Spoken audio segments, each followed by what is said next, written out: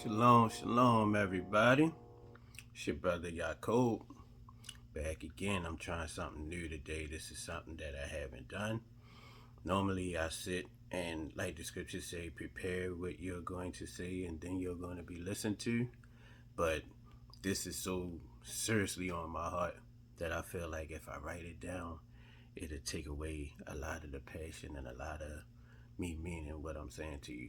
Just reading it off of paper as opposed to just coming before y'all. I just wanted to share with y'all something from personal experience. Everything I basically come and talk is based on personal experience because it's stuff that I can relate to. It's been like one message or two that somebody asked me, would I talk about this?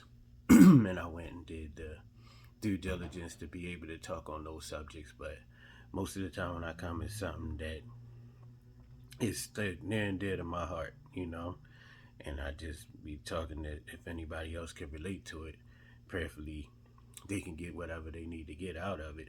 But I'm just sharing my experiences a lot of times, hopefully, so somebody else won't make the same mistakes as I made, or that might go about it better than I did. But this is something that is real dear to my heart this week. Had a just an experience that made me think about these verses, and it's like something that my mom said. She would always say, like, I remember when I was young, and I used to want to go places, and she was like really, really. Don't want to say strict because it wasn't like in a mean way. It wasn't like a heavy hand, but it was more so like very protective. Some people might say overprotective, but very protective over myself and my siblings, my sister, who's right under me, and then later on down the line, my little brother and sister came along. But like at the time we were little, like it just felt like we couldn't do nothing for real. So like I would always tell her, "Come on now, y'all wasn't doing none of that until I stopped recording." But we know how that goes. But anyway, like I would always tell her, like, look, and my friend, this person is doing it, that person is doing it, and she would always say, "Them people ain't mine." So like certain things that the world could do, I take that into the situation that I'm talking about now. Like certain things that people of the world could do, people who belong to the world could do, that people who belong to the Most High, we just can't do, and get away with it. Like we might be able to do it, but it won't have the same results as somebody else doing it that's not one of the Most High's children, who's professed to be or who's dedicated themselves to be one of the Most High's children. Can't get away with that same stuff. Like I used to always say when people used to go to the movies, and some people would pay for one movie and go and see like everything else in the theater once they was already in, once they was already beyond the point where you had to show your tickets. I would never do it because I would always say I'd be just my, at the time I said luck, but now I understand. I try to take that word out of my vocabulary as certain words, have certain meanings outside of the meanings that we had known them to mean, and we can talk about that another time. But it'd be just good enough for me that I would try to do that, and out of everybody, they wouldn't ask to see anybody else's ticket but mine. I'd be the only dummy to get jammed up, and I always lived that way. And then it's like it's really true. Like I was able to have a career doing something that I dreamed of doing from the time that I was probably like 13 or 14. Like I remember speaking to one of my high school friends, and he told me, like, man, out of everybody who wrote in the yearbook what they were gonna do or what they were gonna be doing as an adult, you're the only person that wrote exactly what you was gonna be doing, and you ended up doing it. And then on top of that, I remember times where, well, I'm jumping ahead of myself, but in me doing what it was, yes, he allowed me to do it, but I was miserable the whole time. And to add on to me being miserable, nobody felt sorry for me because people would say to me, like, you under 25 years old, you living the American dream, you got a Benz, what you got to be depressed about, what you got to be sad about. But I just wasn't happy. Like, and I remember seeing more recently the actor Shia LaBeouf, who's in the Transformers, the whole Transformers franchise. He's like one of the head stars of it, and he said that there's a God-sized hole in each one of our hearts that only the Most High can fill. Like money can't fill it, sex can't fill it, drugs can't fill it. Like nothing else that you do can fill that hole. And that's really what I felt like, just that void growing up being so close to the Most High. Like me, man, I got baptized, and not the sprinkling that they do like in the Catholic Church, where as though they sprinkle all the babies and stuff like that. But I got baptized, to the best of my knowledge, when I was 3 years old. I went up to the front of the church and I was able to answer all the questions that they asked of the people. Sorry, I'm from Baltimore. Asked of the people before they were able to get baptized and everything. I was able to answer all those questions. And before that, my mom was the youngest, and she got baptized at 6 years old. So I accepted um, all the terms and conditions and stuff like that, and I was able to be baptized at 3 years old, which also meant that I was getting communion at 3 years old, and my church used like, bro, alcohol. So imagine being 3 years old and you drinking wine. Man, the Chevy said that, and your chest just burning. But I ain't. I just took it as a rite of passage. I took it as me, a privilege that other people didn't get or whatever. Since then, they've changed to, for what I understand, my whole church have changed to juice, because, like my cousin was telling me, there's some people who just like to drink will only come to church on Communion Sunday so they can get their fill of that good old, what they say, man, oh, shevitz. So it's not like that anymore, but back then. But I just said that to say, sorry, that's what happens when you don't have something to go off of to keep you in one place. I kind of tend to be here and there, but try to follow along, because it's definitely a method to the madness always.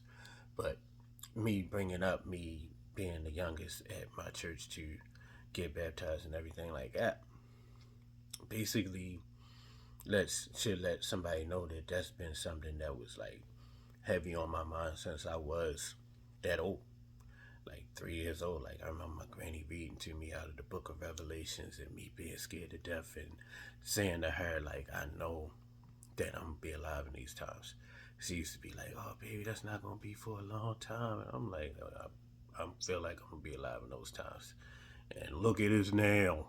So, Most High revealed something to me. But like I said, I felt a closeness to the Most High since that age, like 2 or 3 years old. And growing up, always grew up in church. My mom, dad, aunts, uncles, everybody made sure I was there, made sure I was singing. Once they discovered that I had a musical gift, like they would give me solos and put me with choirs and things of that nature, or just me and my cousins would go and rock out. Different Sundays we'd go from this church to this church and be like special guests. And my mom and dad would always take us afterwards and treat us and get us ice cream or donuts or McDonald's or anything, something to make us happy, that we felt like we got treated, even if it wasn't a paying gig. Like my mom would come out of her pocket to make sure, and my dad also, to make sure that we got compensated and felt good about what we did and stuff like that. So it was always what I grew up doing. So when I made the decision that I wanted to make music that wasn't gospel music, like, needless to say, that was definitely an issue with my mama more than anybody, because my dad was more, like, he listened to Marvin Gaye, he listened to Stevie Wonder, but a lot of times in the car when he and I would ride around and just spend our time together, fall in the sun time. But like when we was in the house, mostly gospel music was all we heard in that house, So me deciding to do that, so it's like the Most High, I feel like He allowed me to do it, but at the same time, He made sure that it wasn't a fun experience for me. I wasn't having the fun that everybody else was having. I wasn't getting the fulfillment out of it that everybody else was getting out of it, because everybody else got to be exactly what they dreamed of being, and it was for them exactly the way that they pictured it.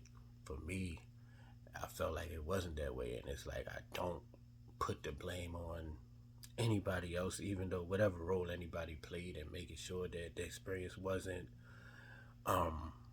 what's the word I'm looking for? Optimal, or it was another word, but like making sure it wasn't a really pleasant experience for me. I can't think of the word I wanted to say, but anybody who played a role in that, I don't really blame them. I feel like they were doing what the Most High had them to do to make sure that I came out of there, you know.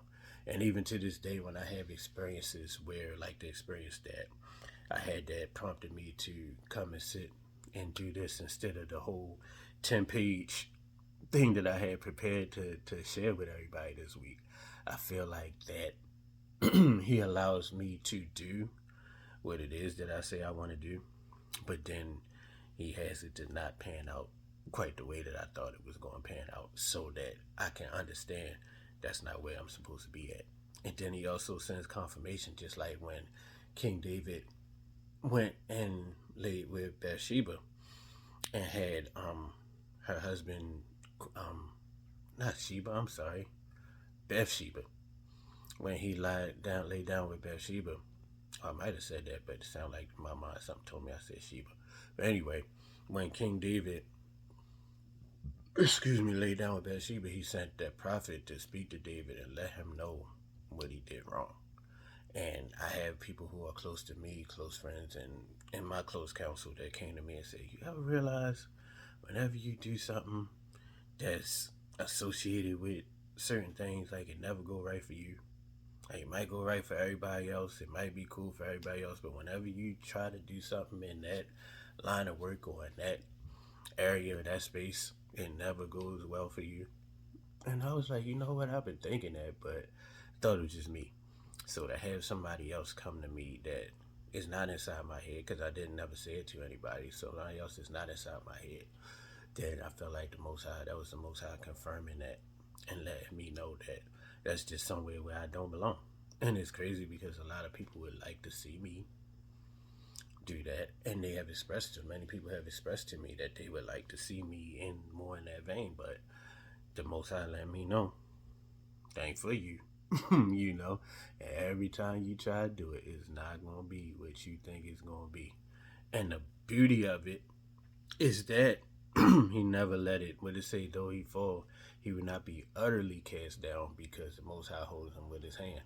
So it's like he don't let it go just be a total bust for me, and he don't let me just like fall on my face, but it be just enough to let me know that nah, you don't belong there. You can wait 10 years, you can wait 15 years, you can wait 20 years or however long, and you can go back and still gonna be the same result. It's still gonna happen the same way. It's gonna pan out the same way every time.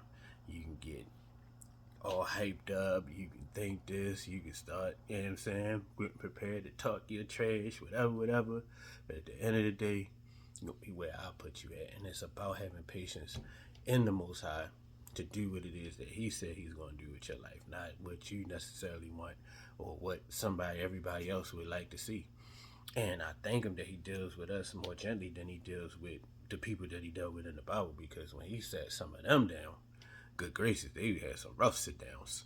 And it's like, even in my sitting down period, even in my valley experience, as they call it in church, it's like he still allows me to have some comfort. He still allows me to have my times where I do get with a couple of like-minded brothers, or with some, even enjoy some time with some sisters, you know. And I'm allowed to do that, so I'm grateful to him for that, because it could be a whole lot worse. But it's just like, if the ones who come, like it's saying Sirach, if you come to serve the Most High, be prepared for times when you be put to the test. Come, be prepared for times where everything ain't gonna be everything by the world standards or by even your standards. You're like, dang. I remember at the time when my mom was in the hospital, right before she passed, and I had I don't want to call them a friend. It was somebody I thought was a friend at that time, but their actions later on showed me that they weren't the friend that I thought they were.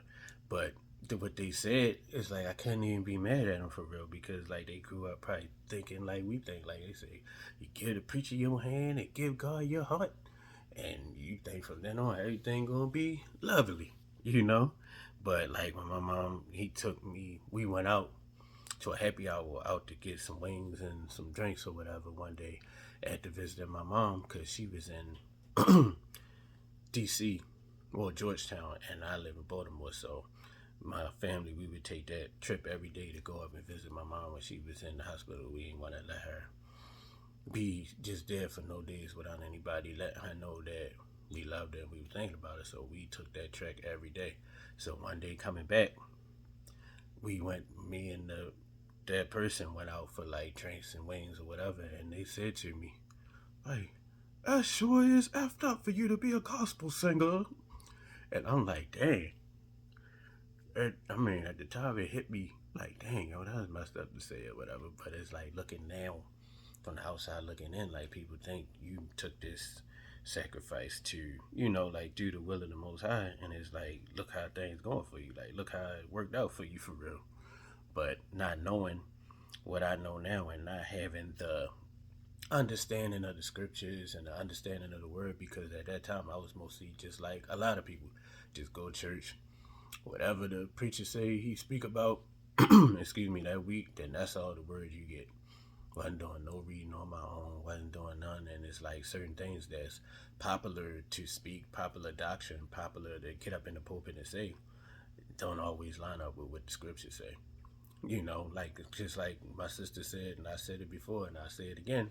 Shout out to my brother Bree. He said it in his one of his recent videos too. He was straight fire, spit the truth. What he was saying, like some people, when you read the Bible and you read a line that sounds real good to you, feel real good to you, it behooves you to read up, read at the very least, read at least the verse above it and the verse below it for context.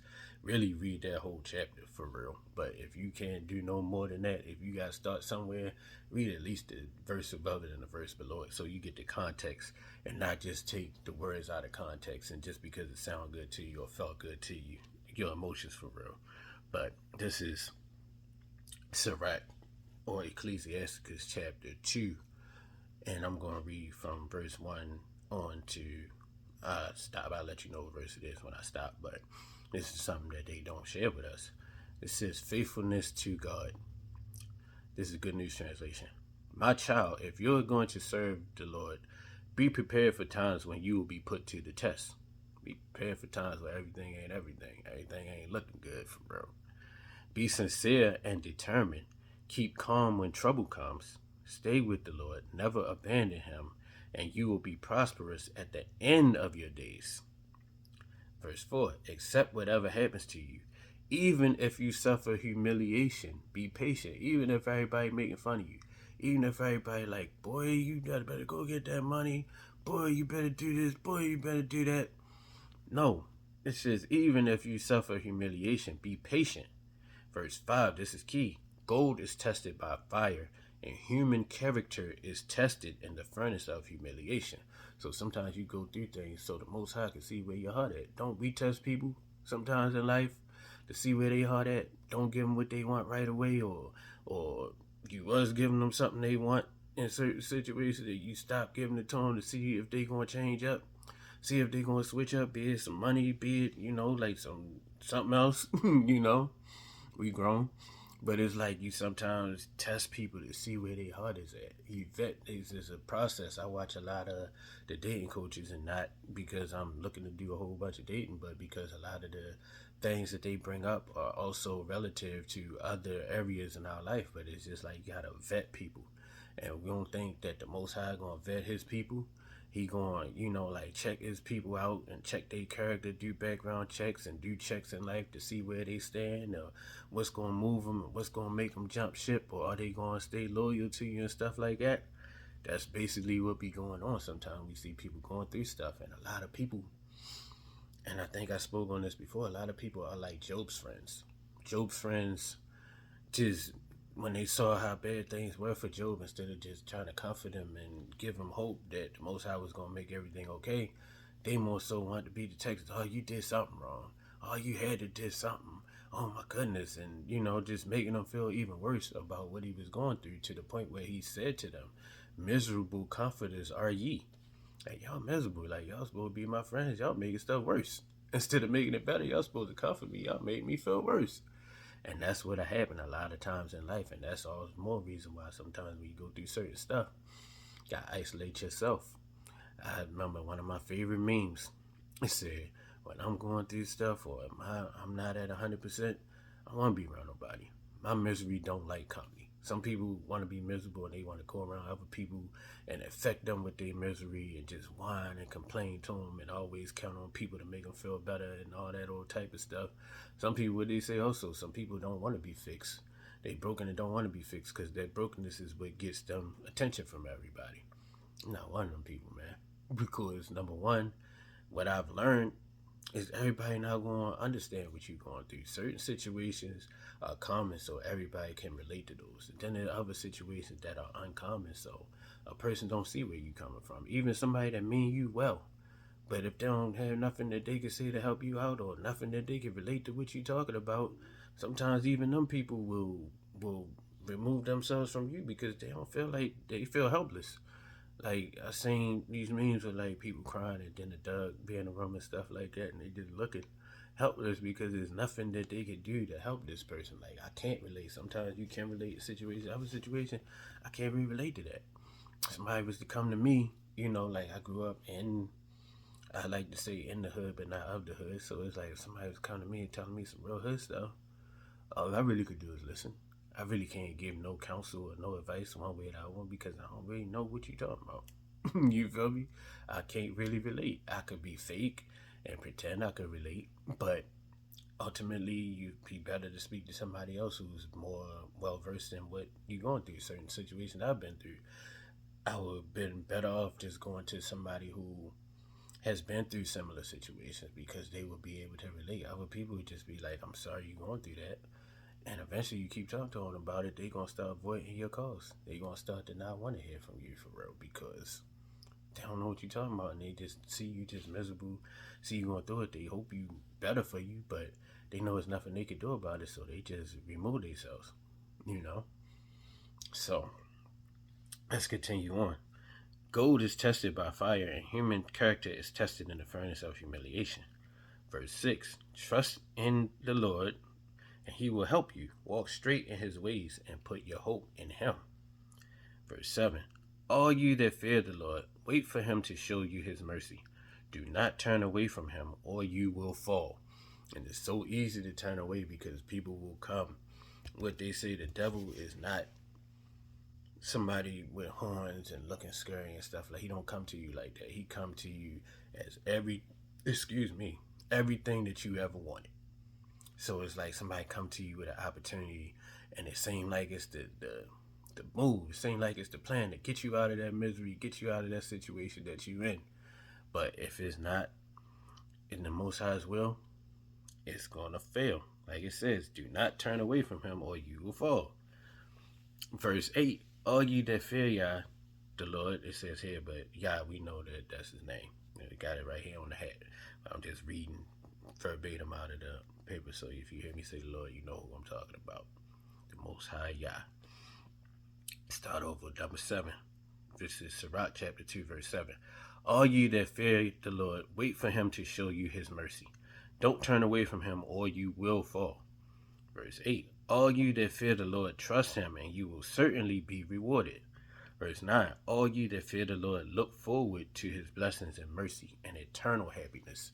That's what I say all the time. Shout out to that pastor that spoke on the whole church girl situation. And he said that a lot of people go for the instant gratification. They want to be happy right now. And I'd rather have it a little rough right now and have it great for eternity than to have it a little great right now and have it rough for eternity. But that choice is up to each and every one of us to make. I ain't here to tell nobody which way to choose or which way to decide for real. Ain't up to me. This is verse 9. All ye that fear Yah, or the Lord, it says here, look forward to his blessing and mercy and eternal happiness. Let's skip a little bit down to verse 12. But those who lose their nerve are doomed. All those sinners who try to have it both ways. So the ones who try to stay a little bit with the Most High and a little bit doing whatever, it say they doomed. It said, what will they do when the Most High comes to judge them? I'm skipping ahead. It says, but those who lose their nerve are doomed. Verse 12. All those sinners who try to have it both ways.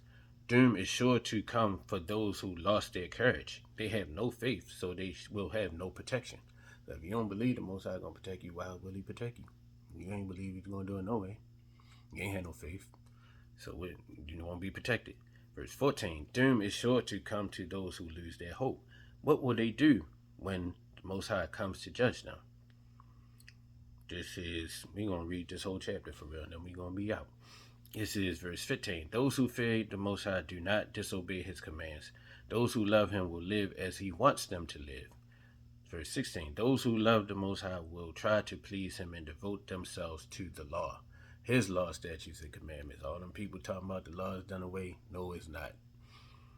Verse 17. Those who fear the Most High are always ready to serve him. They humble themselves before him and say, we place our destiny in the hands of Yah, the Most High, not in human hands, because his mercy is great as his majesty. So, trusting in the Most High, whenever we get tempted to dip and dabble back into the old ways and stuff like that, man, try to click on this real quick. Or just click on these scriptures, man. Read Sirach chapter 2. And remember that, like it says in Revelation, as many as I love, I rebuke and chasten. And it said the ones who don't endure chastening, they are bastards and they are not children of the Most High. So it's just the opposite of how people make it feel like if you follow the Most High, then you won't get no chastening. But really, the ones that don't get no chastening, that's the ones that y'all not mine. Just like I said in the beginning. Like, why can't I go on this trip? It was a trip with water. And the previous trip, a young lady had jumped on my back. And when I was young, can't tell now because I'm pretty sturdy now. But when I was young, I was real frail. And so the young lady jumped on my back and I wasn't expecting it. And like, I fell into the water. And this wasn't enough water to drown. Well, they say you can drown in a tub, but it was like not a lot of water. It wasn't danger of drowning, but I just got drenched. But the next trip was actually a boat trip.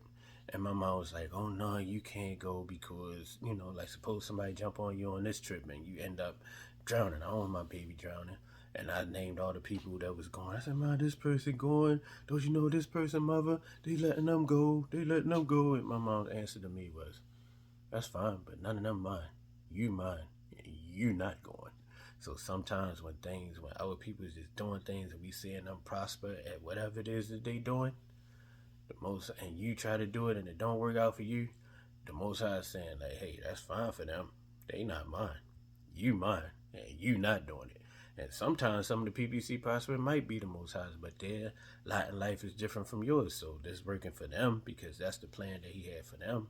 But the plan he had for you don't go like that. See what I'm saying? That's why I never compare myself to anybody else. Even sitting here doing these talks, it could be another brother or sister even, that's doing similar things that might get way further ahead than me, might get way more clicks and likes and stuff than me. But that's their lot. That's what the Most High had for them. The Most High might have one person for me to reach out of this whole internet. And that's my job, to reach that one person. So I never try to compare myself. Somebody can start after me and go way, way past me. And I would not look at them and be like, oh, why they get to be this or why they get to be that or why I only got this many followers. Because who he put in front of me, that's who I'm responsible to speak to.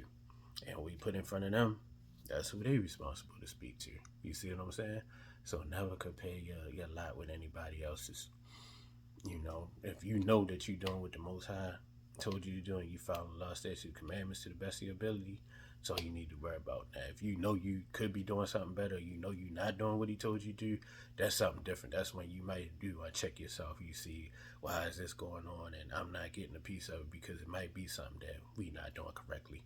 But if you know you're doing to the best of your ability what you're supposed to be doing, you see how people advance before you, or you see how people getting things that you think you want to have, sometimes that's just not for you, Because like you go get an outfit and you think you going to get a girl, fellas, brothers, and you think because you got this on or because you make this much a year or whatever like that, and the lady that you had might go with a guy who's not making nowhere near as much a year as what you making, or not even just fly like you, or didn't go get a fresh shape up. You went and got all shaped up and done up looking all whatever, however you think you looking, and this person might just look dingy or dusty, as some people might like to say, and he be the one to get the girl you wanted, because that's what was meant for him. That wasn't meant for you. Sometimes even that situation might be the Most High sparing you from something.